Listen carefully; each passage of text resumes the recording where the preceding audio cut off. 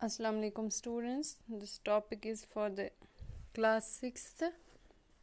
Today we will discuss about the key elements of democracy. As we know that democracy is a form of government which is by the people, for the people and of the people.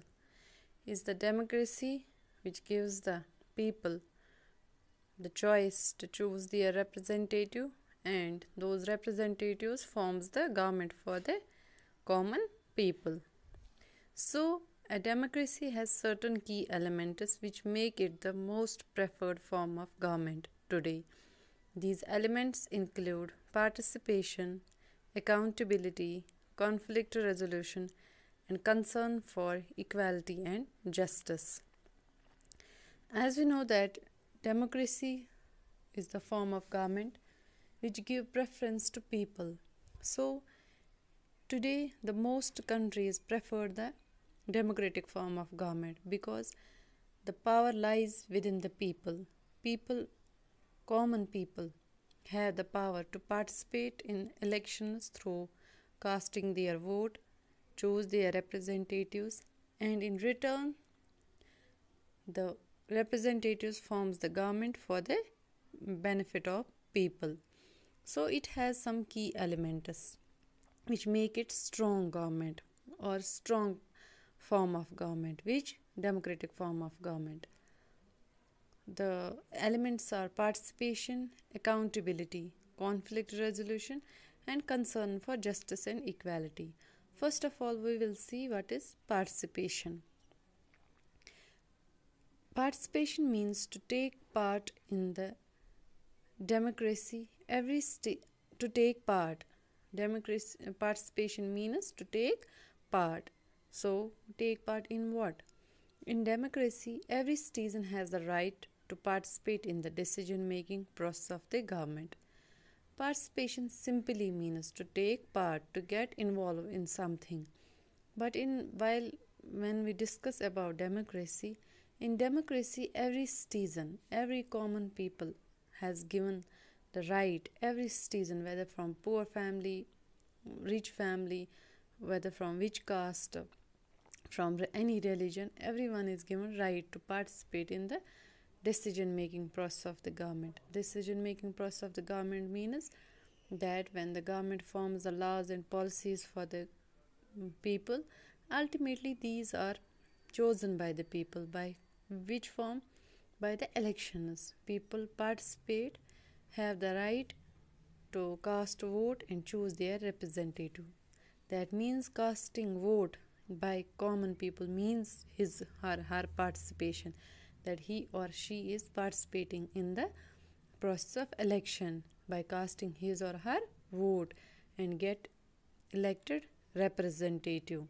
This means the participation in democracy. So we can say people participate in governance by electing the person whom they feel or they understand their problems the best. So people participate by choosing the representative whom they feel that this person will understand our problem. This representative will solve our problems. This person acts as their representative in the government. That means the people whom they choose their representative, that representative is also their pioneer or their representative in the government that forms the policies for the common people, understands the problems of the people and get a solution to those problems. In democracies, citizens directly participate in and influence government decisions through methods like strikes, protest marches, and rallies. In democracies, citizens directly participate by casting their vote and influence also the government decisions. The government decisions get influenced through strikes, protest marches, and rallies. It means that if people felt that they are not happy with any policy or any law by the government, like for example recently the NRC and Citizenship Amendment Bill, people revolted, people got protesters before this coronavirus pandemic. People were on the strike as people protest against that law because people were not favoring in that law.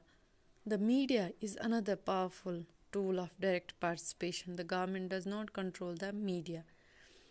So we can say that not only the people participate in the government, but media is also a powerful tool in the hands of people. Media is another powerful tool of direct participation. Media, that means whether print media or this electronic media, television, radio, magazines, newspapers, these are also a good source of information for the people. The media is the link between the government and the people, but government can't control the media. Media is responsible to put forward the decisions of the government and also the people's views and opinions on different things. Now comes the another key element, that is accountability. Accountability means that government is responsible to the people. The government has to give answer to the people's questions, what people think about the government. They have to give them answers. They are accountable to the people. So accountability means being responsible for one's actions. It means that if we are doing something, we are accountable. We are answerable to those actions. Every citizen has the power to hold their elected representatives accountable. In case the representatives turn out to be dishonest, there are independent bodies like judiciary and the police to take them to task and punish them. If citizens felt that the representative they have chosen is not accountable, is not giving us the answer to their questions, or do not solve their problems they have discussed, or the representative is dishonest with his promises, then they can go to the judiciary or even to the police, even if they are not accountable. If they don't think that they are doing their work properly, they are dishonest to their promises, then they can go to police or judiciary. Judiciary means courts. Citizens can register complaints against political leader. It means that the people can go to the police and can register complaint against those ministers or those persons whom they felt they are not accountable, they are not good for the people, they are hurting the sentiments of people, they are not doing their work properly. Every democracy has a constitution which specifies the powers of the government and the rules which govern the country. It means that we have, as India, we have our constitution. In the constitution there are rules, there are laws, there are amendments mentioned, and according to which the powers of the government are decided, according to which the country rules or runs. According to those constitutional laws, the government forms their policies and are accountable before the people. So all in all, we can say that the democracy is the form of government which is because of the people. Now comes the first element of democracy, is the participation. It means people participate in the democracy, in the democratic form of government, through casting their vote and elect their representatives. Then comes the another thing, that is accountability.